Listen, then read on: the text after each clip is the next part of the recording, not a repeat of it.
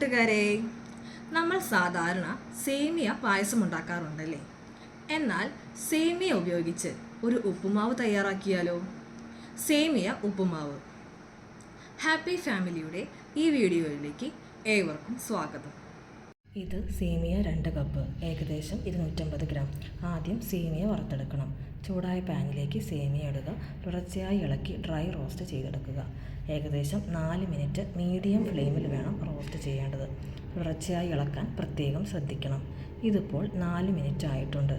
സേമിയ colour മാറി brownish ആയിട്ടുണ്ട്. നമുക്ക് വേറെ പാത്രത്തിലേക്ക് മാറ്റാം. അതേ പാനിലേക്ക് വെളിച്ചെണ്ണ 1 ടേബിൾ സ്പൂൺ, നെയ്യ് 1 ടേബിൾ സ്പൂൺ. ഇവ രണ്ടും ചൂടാകുമ്പോൾ കടുക് 1/2 ടീസ്പൂൺ ചേർക്കുക. കടുക് പൊട്ടിത്തീരുമ്പോൾ തീ ലോ ഫ്ലെയിമിൽ വെച്ച് ഉഴുന്നുപരിപ്പ് 1/2 teaspoon, 2-3 table spoon cashew nuts ഇവ ചേർത്ത് അല്പനേരം ഇളക്കുക. ചെറുതായി കളർ മാറുമ്പോൾ തന്നെ ഇതിലേക്ക് 1 വറ്റൽമുളക് ചെറിയ പീസായി ചേർക്കാവുന്നതാണ്. ഇവിടെ ഞാൻ ചേർത്തിട്ടില്ല, ചെറിയ മക്കളുള്ളതുകൊണ്ട് അത് നമ്മൾ സ്കിപ്പ് ചെയ്തിരിക്കുകയാണ്. പച്ചമുളക് 1 നീളത്തിൽ ഞാൻ ചേർക്കുന്നുണ്ട്. 1 ഇഞ്ച് നീളത്തിലുള്ള ഇഞ്ചിയും ചെറുതായി അരിഞ്ഞത് ചേർക്കുന്നുണ്ട്. ഇനി 10 സെക്കൻഡ് ഒന്ന് പെട്ടെന്ന് ഇളക്കുക. അതിനുശേഷം ഇതിലേക്ക് നമുക്ക് സവോള ചേർക്കാം. സവോള ഒരു ചെറിയ സവോള മതിയാകും, ചോപ്പ് ചെയ്തത് മതിയാകും. വലിയ സവോളയാണെങ്കിൽ പകുതി മതിയാകും. പിന്നെ വേണ്ടത് ക്യാരറ്റാണ്. ക്യാരറ്റ് 1/2 കപ്പ് ക്യാരറ്റാണ് വേണ്ടത്, ചോപ്പ് ചെയ്തത്. അതും കൂടെ ചേർത്ത് നന്നായി ഇളക്കാം. കൂടെ 2-3 തണ്ട് കറിവേപ്പില കൂടെ ചേർത്ത് ഒരു 2 മിനിറ്റ് നമുക്ക് വഴറ്റാം. ക്യാരറ്റും സവോളയും അത്യാവശ്യം വളർന്നു വന്നിട്ടുണ്ട്. ഇനി നമുക്ക് ആവശ്യത്തിന് ഉപ്പ് ചേർക്കാം. 1.5 ടീസ്പൂണാണ് ഞാനിവിടെ ഉപ്പ് ചേർക്കുന്നത്. ഞങ്ങളുടെ ആവശ്യത്തിന് കൂട്ടിയും കുറച്ചൊക്കെ ഇട്ടോളൂ. പിന്നെ നമുക്കിതിന് ആവശ്യമായ വെള്ളം ചേർക്കണം.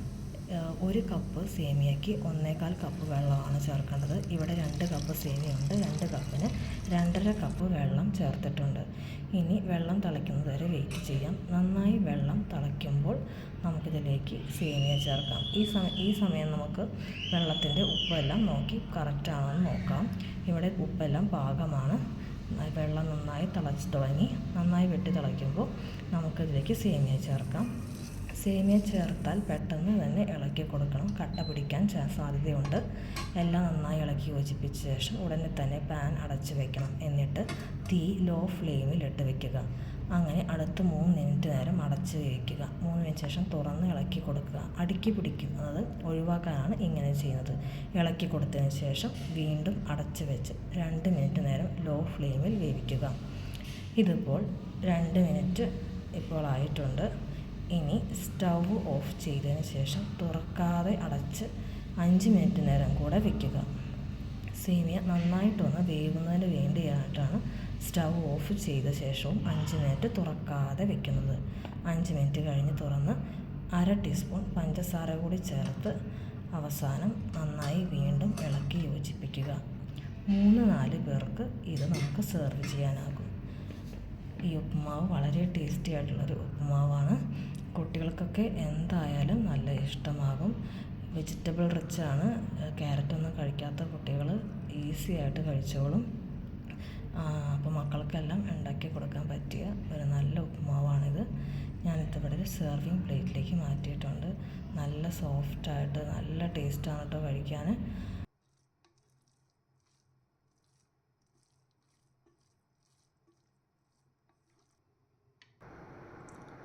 അപ്പോൾ ഈ ഒരു സ്പെഷ്യൽ ഉപ്പുമാവ് നിങ്ങൾ ട്രൈ ചെയ്യുമെന്ന് കരുതുന്നു.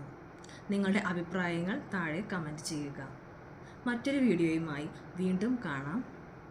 Thanks for watching.